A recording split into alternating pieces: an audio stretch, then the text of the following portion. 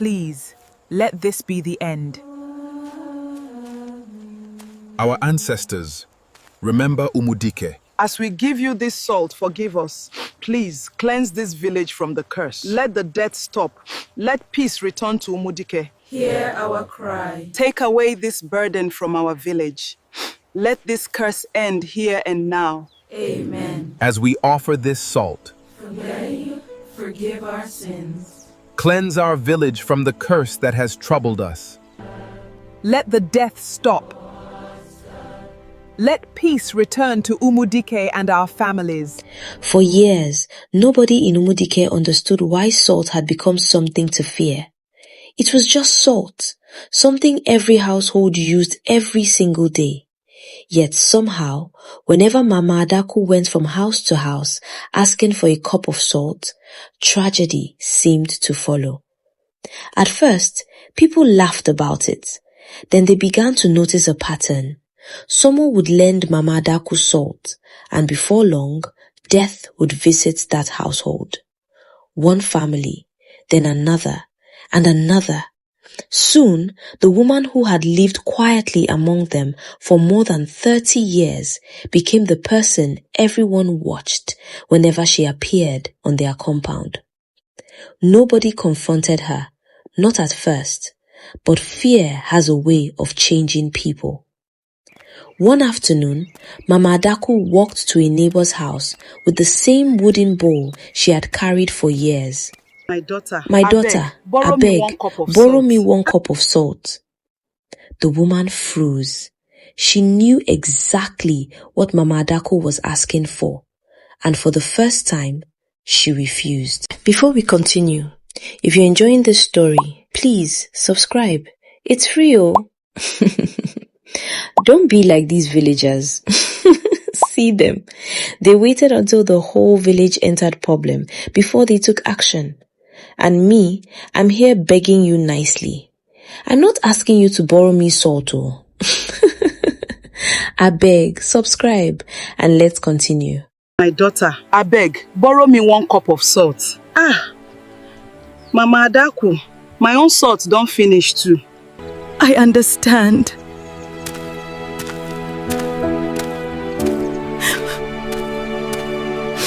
Nobody refused to lend Mama Adaku a cup of salt. She always returned it the next day with a smile. But after 3 years, people began to notice something terrifying. Every family that ever lent her salt eventually buried someone they loved. If you've ever grown up in an African village, then you know mornings have a language of their own. Before the sun peeks over the tall palm trees, the village is already awake.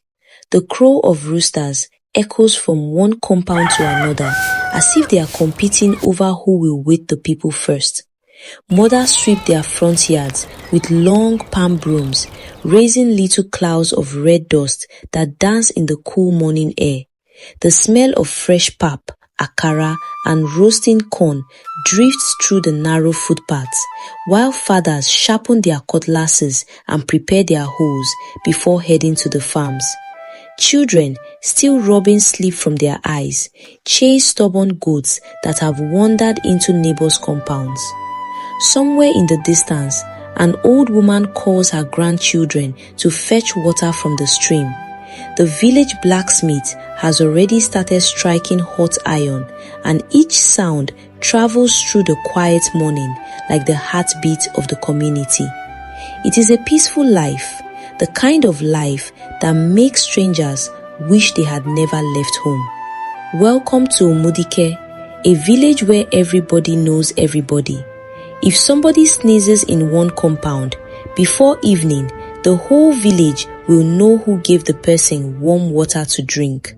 If a child misbehaves on the road, another parent will correct that child before the real parents even hear about it. Nobody says, mind your business, because in Umudike, everybody's business somehow belongs to everybody. That was how our parents lived. That was how our grandparents raised us. No one slept hungry if their neighbor had food. No woman cooked soup without expecting one child to appear at her door asking, "Auntie, My mommy say make I borrow small pepper, and nobody complained. Sometimes it was onions, sometimes tomatoes, sometimes palm oil, sometimes firewood, sometimes salt. Those little things never caused trouble. In fact, refusing to help your neighbor was considered a disgrace. The elders would shake their heads and say, "What kind of heart is that?" Because tomorrow it might be your own turn to ask for help. That was the spirit that held Umudike together. As evening approached each day, the entire village slowly changed its rhythm.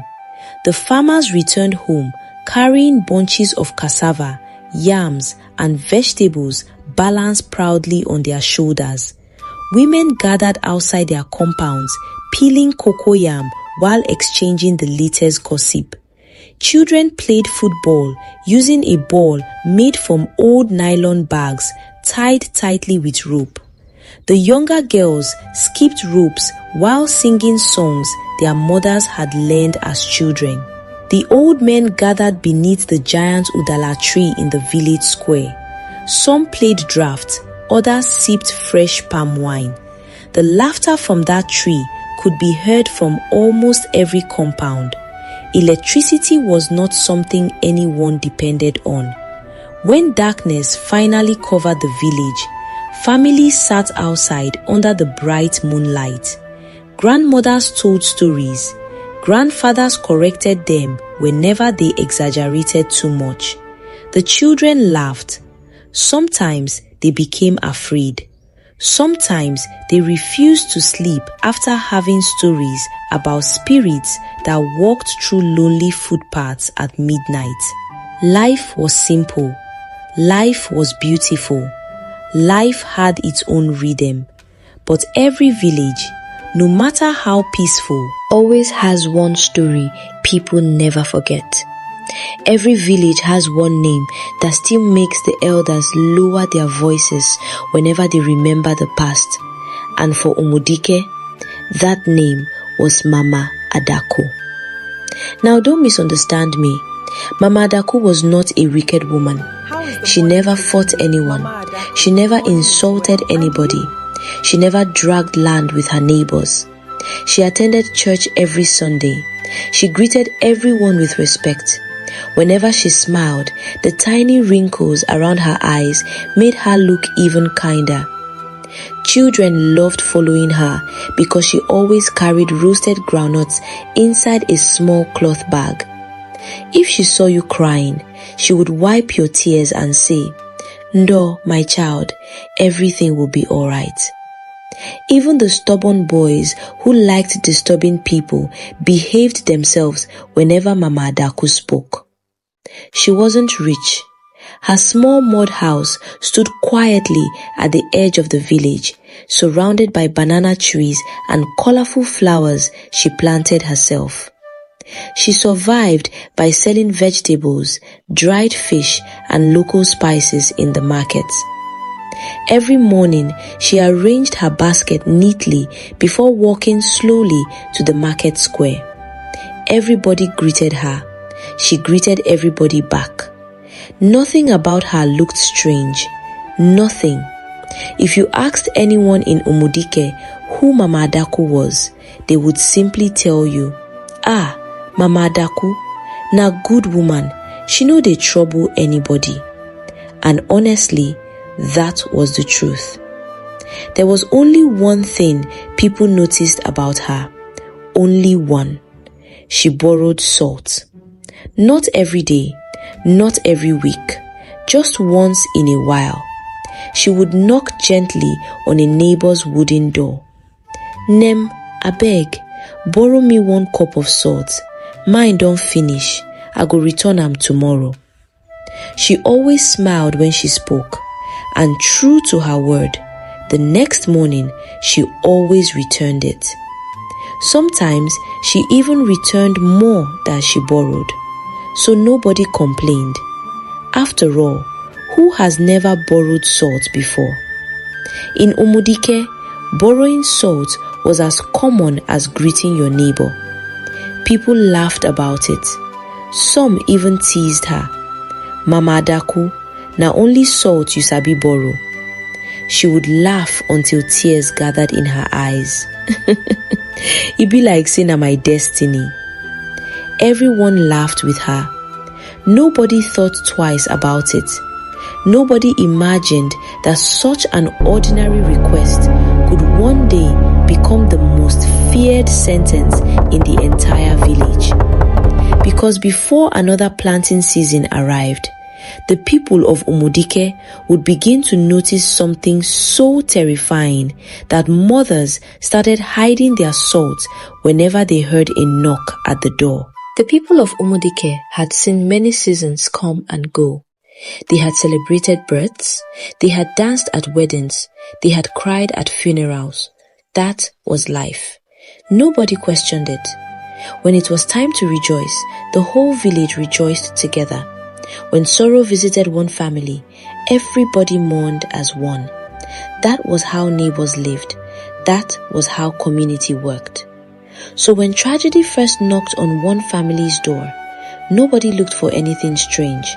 It was just one of those painful moments life sometimes brings. It happened during the peak of the rainy season. For 3 days, heavy rain refused to stop. The little stream beside the village overflowed. Footpaths became muddy. Children stayed indoors. Even the market was quieter than usual. That Wednesday morning, Mama Ngozi was preparing yam porridge for her family.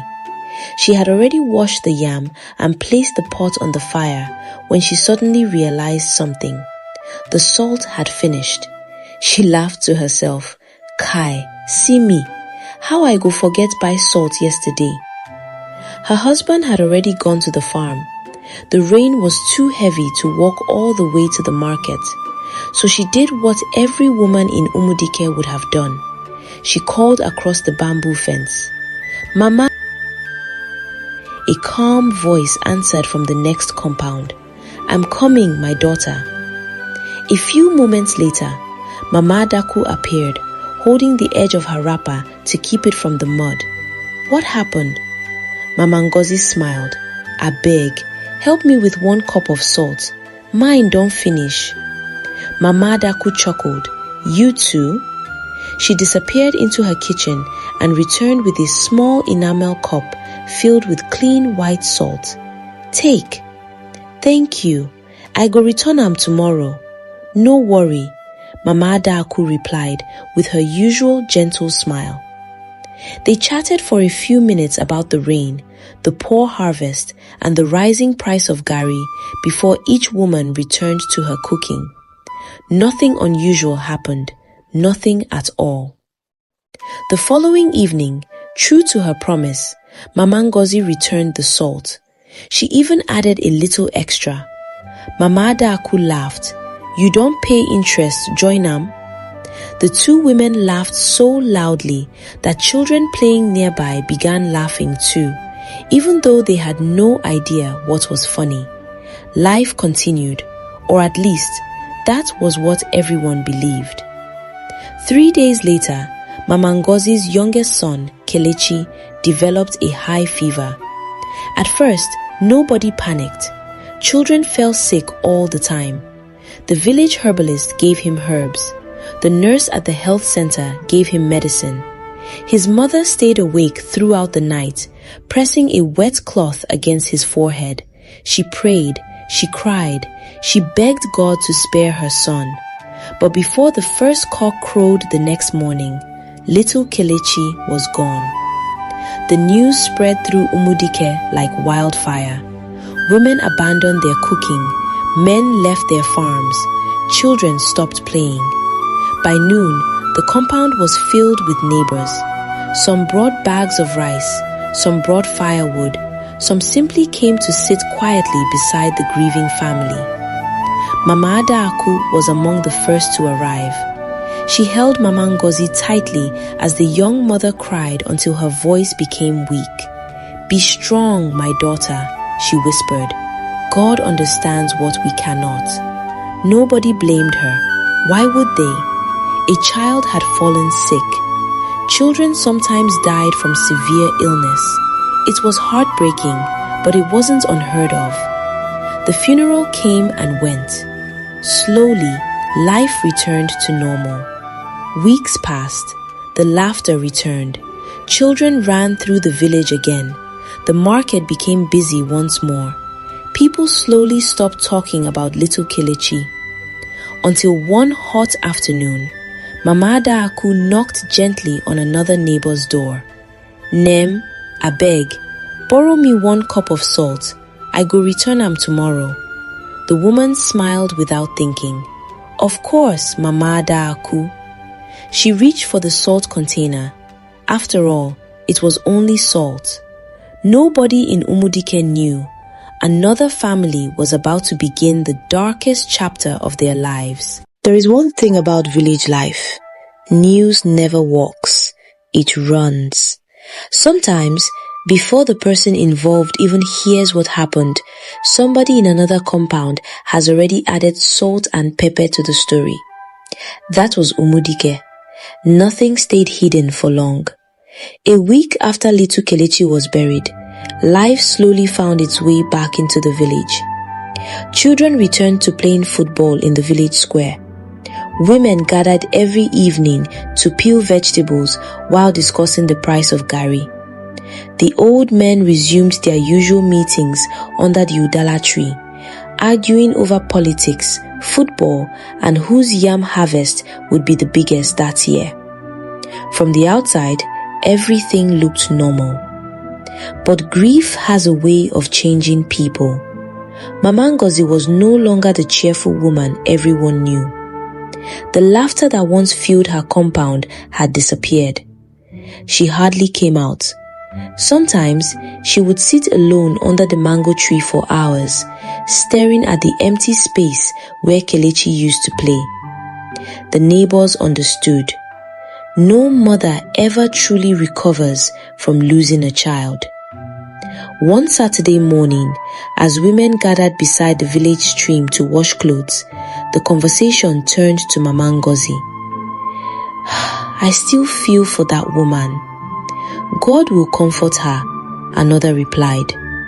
For a while, everyone became quiet. Then an elderly woman, Mama Orena, spoke softly. "You people may laugh at me, but there is something I remembered." The other women looked at her. "What is it?" Mama Orena rinsed a wrapper slowly before answering. 3 days before that boy died, didn't Mama Adaku collect salt from Mama Ngozi? The stream suddenly became quiet. One woman frowned. "So?" Mama Orena shrugged. "I don't know. I'm only saying what I remembered." Another woman quickly shook her head. "Abeg, leave that kind talk. You want people to start accusing an innocent woman? Now ordinary salt she borrow." The others nodded. She was right. People borrowed salt every day. There was nothing strange about it. The discussion ended there, or so everyone thought. That same evening, under the udala tree, the men were having their own conversation. Old Paokafo. "I heard women talking at the stream today." What were they saying? They said Mama Adaku borrowed salt from Mama Ngozi before the boy died. For a moment, nobody spoke. Then one man burst into laughter. "You people and rumors. If person borrows salt now, it don't become crime?" The others laughed too. Even Paokafo smiled. "You are right, it is foolishness." And just like that, the matter died. Or so they believed. A few days later, another familiar knock echoed through the village. Knock, knock, knock. Mama Ugo opened her wooden door. Standing outside was Mama Adaku. She smiled warmly. "My daughter, abeg, borrow me 1 cup of salt." Mama Ugo laughed. "Mama Adaku, again?" Mama Adaku covered her face playfully. "It be like say salt no gree stay for my house." The two women laughed together. Mama Ugo disappeared inside and returned with a full cup of salt. "Take, I'll return it tomorrow." As always, they exchanged a few more words before Mama Adaku continued her journey home. From across the road, an elderly woman watched the whole exchange silently. It was Mama Urena. She didn't wave. She didn't smile. She simply watched Mama Adaku walk away with a cup of salt. Then she looked at Mama Ugo. A strange feeling settled in her chest. She couldn't explain it. She wanted to say something, to warn her. But warn her about what? She had no proof, no reason, only a thought she couldn't shake. She adjusted the basket on her head and continued walking. "Maybe I'm just getting old. I've started imagining things." She forced herself to laugh, but somehow that laughter didn't sound convincing. Far away, dark clouds slowly gathered above Umudike. The wind picked up. The leaves of the old udala tree began to rustle. And without knowing it, the village had started counting down to another tragedy.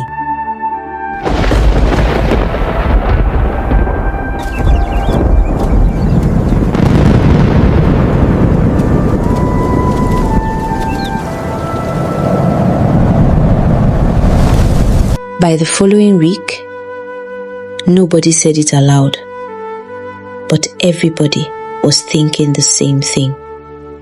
The second tragedy came without warning.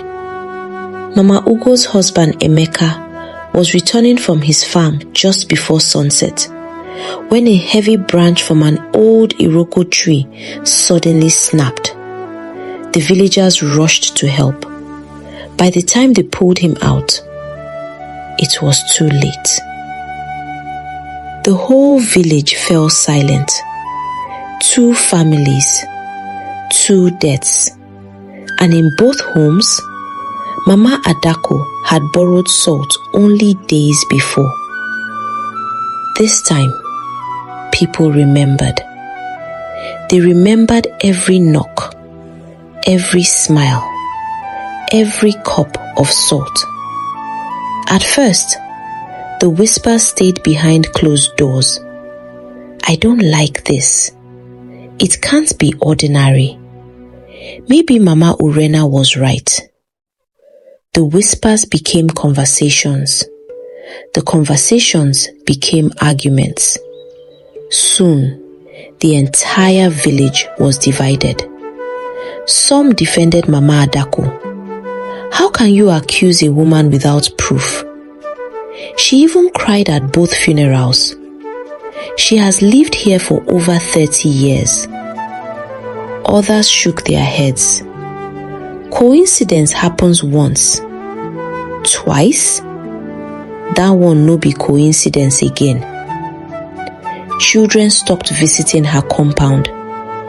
Women became careful whenever they heard a knock. If Mama Adaku appeared on a footpath, conversations suddenly changed. Some people forced a smile. Others quietly walked away. For the first time in many years, Mama Adaku noticed. She noticed that greetings had become shorter. The laughter had disappeared. Even those who once invited her into their homes now stood at the doorway instead.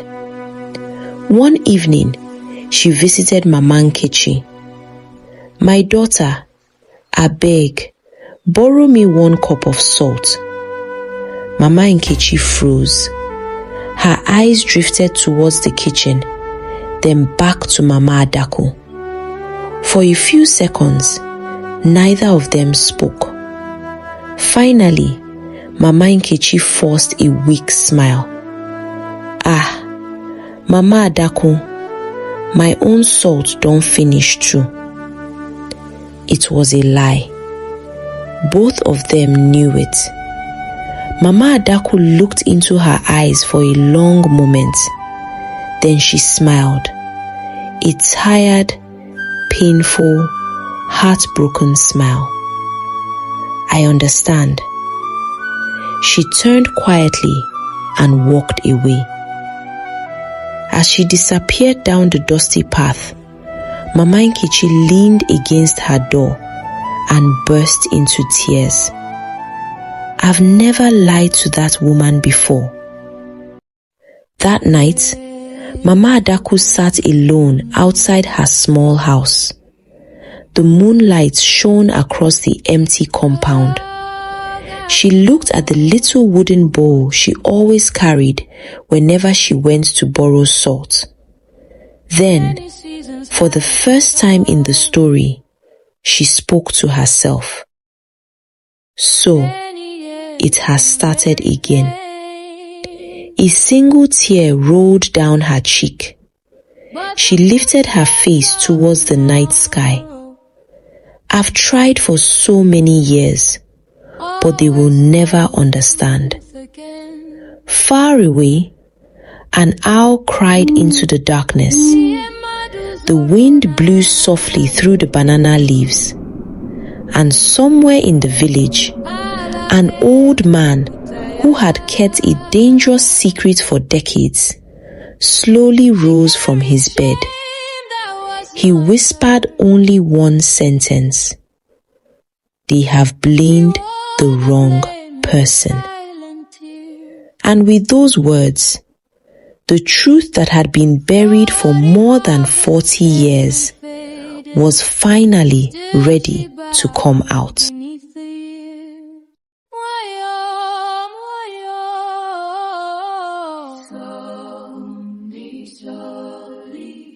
The moon has watched the wind remembers. Ogakuta wotubochi. Iemadu zoronala. Agage puputaya.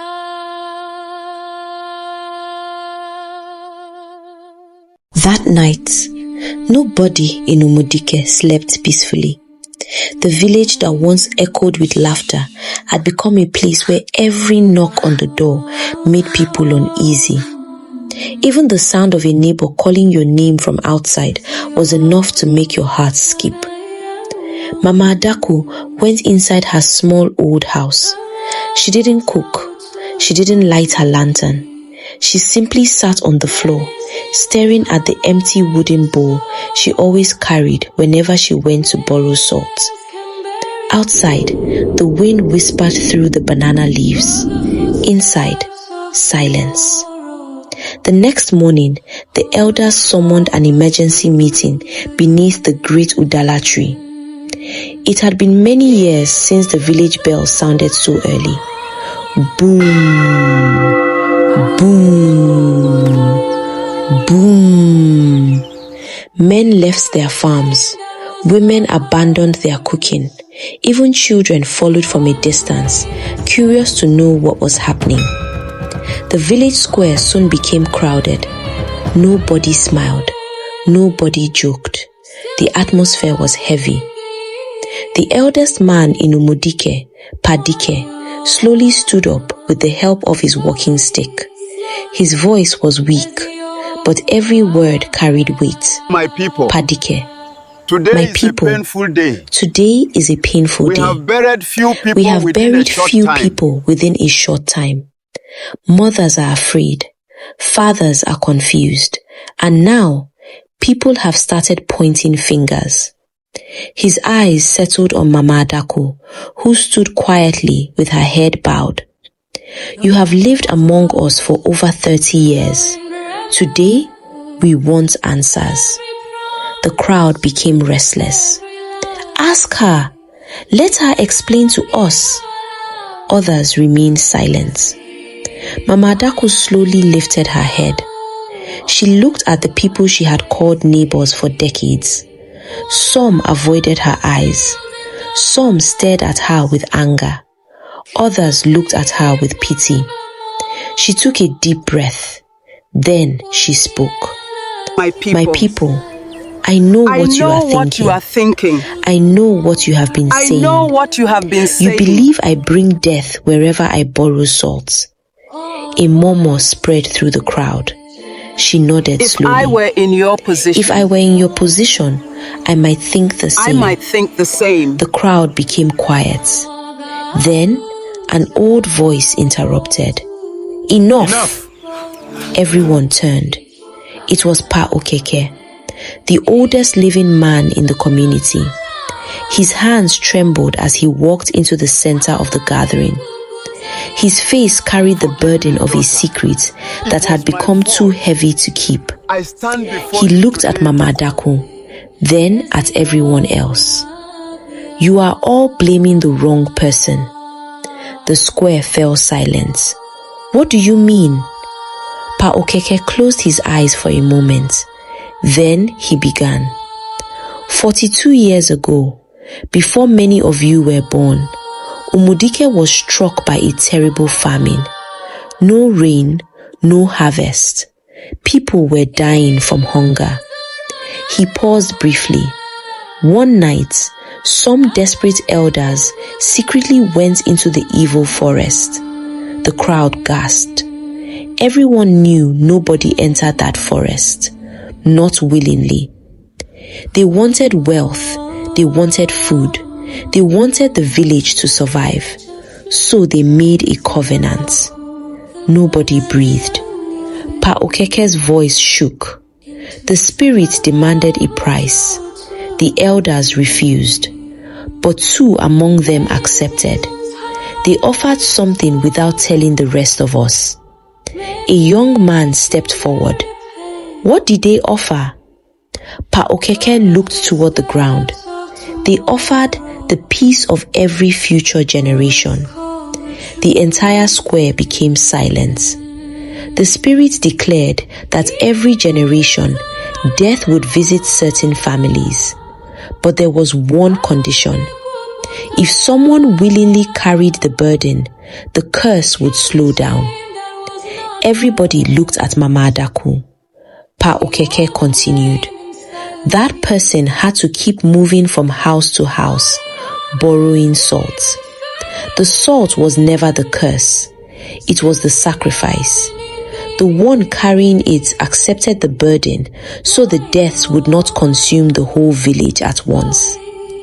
Tears filled Mama Adaku's eyes. She had remained silent all these years, not because she was guilty, but because she had promised. She looked around the crowd. I wanted to tell you many times, but I swore an oath. I thought I could carry it until I found a way to break it. Her voice cracked. I never wanted anyone to suffer. I only wanted to protect all of you. The women who had insulted her began to cry. Mama Ngozi covered her mouth with both hands. Mama Nkechi remembered the lie she had told. Mama The cup Adaku, of salt, my own salt don't the finish. look in Mama Adaku's eyes. The whole village suddenly understood. For over 30 years, they had called her neighbour, but they never knew she had been carrying a burden that belonged to everyone. Just then, a strange wind swept across the village square. The branches of the old udala tree shook violently.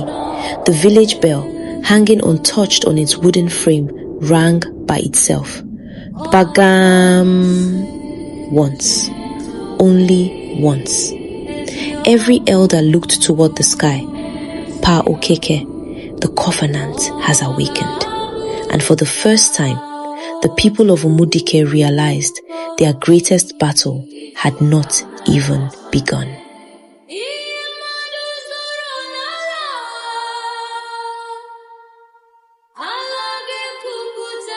Nobody spoke.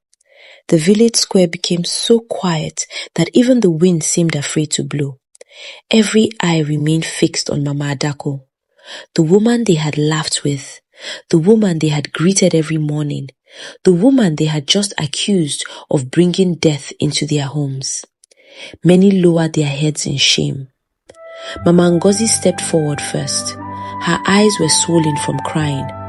Without saying a word, she fell to her knees before Mama Adaku. "Mama, forgive me. I judged you without knowing the truth." One after another, the women followed, then the men. Soon, almost the entire village stood before Mama Adaku with heavy hearts. She looked at them for a long moment. Then she smiled. It was the same gentle smile they had known for years. "I forgave all of you long before today." Those words broke the last piece of pride left in the village. Even the strongest men wiped tears from their faces. Pao Keke slowly stood up. "My people, our fathers made a terrible mistake. They wanted wealth. They wanted an easy life. But they left their children to carry the consequences." He turned toward the elders. "We cannot change what happened, but we can choose what happens next." That evening, the entire village gathered together. No family stayed behind. No compound came empty-handed. Everyone came carrying something. Some brought yams, some brought palm oil, some brought alligator pepper, some brought kola nuts, and every single household brought 1 cup of salt. Hundreds of small cups were placed gently beneath the great udala tree, not because anyone believed the salt itself had power, but because it had become a symbol that no one should ever carry the burden of an entire community alone. The oldest women joined hands. The youngest children joined them. The men formed a circle around the tree. Together they prayed. Some prayed in English, some prayed in Igbo, some simply cried. As the first drops of rain began to fall, Mama Adaku quietly picked up her little wooden bowl, the same bowl she had carried from house to house for more than 30 years. She looked at it, then placed it gently on top of the pile of salt. "I won't need this anymore." At that very moment, a strong wind swept across the village. The cups of salt remained where they were, but Mama Adaku's old wooden bowl rolled slowly across the ground until it stopped at the roots of the udala tree. The village gong, untouched by anyone, sounded once. Bagam. Then everything became still. The rain stopped, the wind disappeared, and for the first time in many years, the heavy feeling that had rested over Umudike was gone. No one could explain it. Some mysteries belong only to God. Years passed. No family in Umudike ever experienced another strange tragedy like the ones that had haunted the village. Children once again laughed freely along the dusty paths. Neighbors borrowed pepper, tomatoes, matches, and yes, even salt. But whenever someone knocked on a neighbor's door asking, "Abeg, borrow me small salt," the elders would smile quietly before saying, "Do you know the story behind that cup of salt?" The children would shake their heads eagerly. Then everyone would gather beneath the great udala tree, where the story of Mama Adaku would be told once again. Not as the story of a wicked woman, but as the story of the kindest neighbor Umudike ever had. Because sometimes the greatest act of love is a sacrifice no one else will ever know. The end.